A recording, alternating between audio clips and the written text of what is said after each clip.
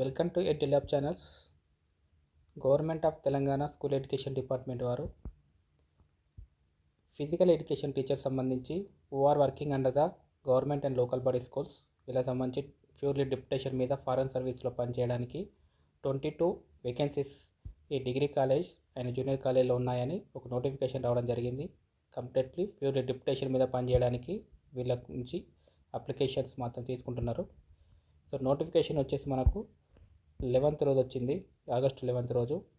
Application submission వచ్చేసి ఇది August 17 నుంచి 27 వరకు ఉంది ఛాన్సు. తర్వాత ఏమైనా మిస్టేక్స్ ఉంటే ఎడిట్ చేసుకోవడానికి 28వ తారీఖు నాడు మళ్ళీ ఒక ఆప్షన్ ఇవ్వడం జరిగింది. తర్వాత ఇంటర్వ్యూ డెమాన్స్ట్రేషన్ ఏ డేట్స్ తర్వాత ఇస్తామని ఇక్కడ మెన్షన్ చేయడం జరిగింది. ప్రతి ఉపాధ్యాయుడు కూడా 500 రూపాయలు కట్టేసి ఆన్లైన్లో అప్లికేషన్ చేసుకోవాల్సి ఉంటుంది.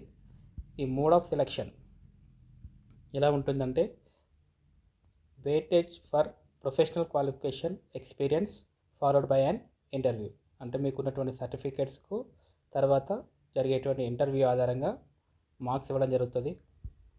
ఎలిజిబిలిటీ వచ్చేసి ఓన్లీ స్కూల్ అసిస్టెంట్, అది కూడా ఫిజికల్ ఎడ్యుకేషన్ వాళ్ళకు మాత్రమే, గవర్నమెంట్ లోకల్ బాడీలో పనిచేసే టీచర్లు మాత్రమే ఎలిజిబుల్.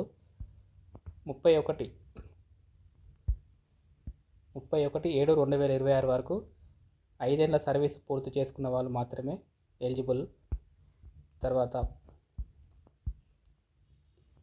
ఎంపీఈడి కంప్లీట్ చేసి ఉండాలి 55% ఆఫ్ ద మార్క్స్ తోటి.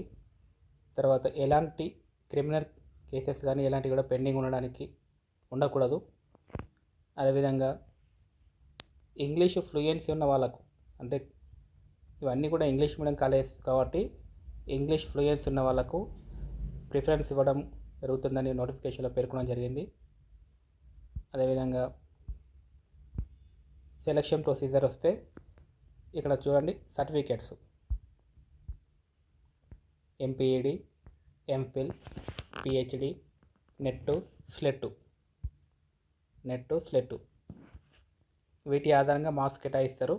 ఈ సర్టిఫికెట్ల ఆధారంగా మార్క్స్ అవార్డింగ్ జరిగిన తర్వాత 1:3 నిష్పత్తిలో సెలెక్షన్ చేసి ఇంటర్వ్యూకి పిలవడం జరుగుతుంది. సో ఇంటర్వ్యూకి వచ్చేసి ప్యూర్లీ ఇంటర్వ్యూ చూడండి, కంప్లీట్గా ఇంగ్లీష్లోనే ఉంటుంది. తర్వాత theory class room teaching demonstration ఒకటి చేయాల్సి ఉంటుంది. స్పోర్ట్స్ గేమ్స్ కోచింగ్ డెమాన్స్ట్రేషన్ ఒకటి ఉంటుంది. మాస్ ఫిజికల్ యాక్టివిటీ డెమాన్స్ట్రేషన్ కూడా చేయవలసి ఉంటుంది. సో అసెస్మెంట్ అంటే మార్క్స్ ఎలా ఇస్తారో చూడండి.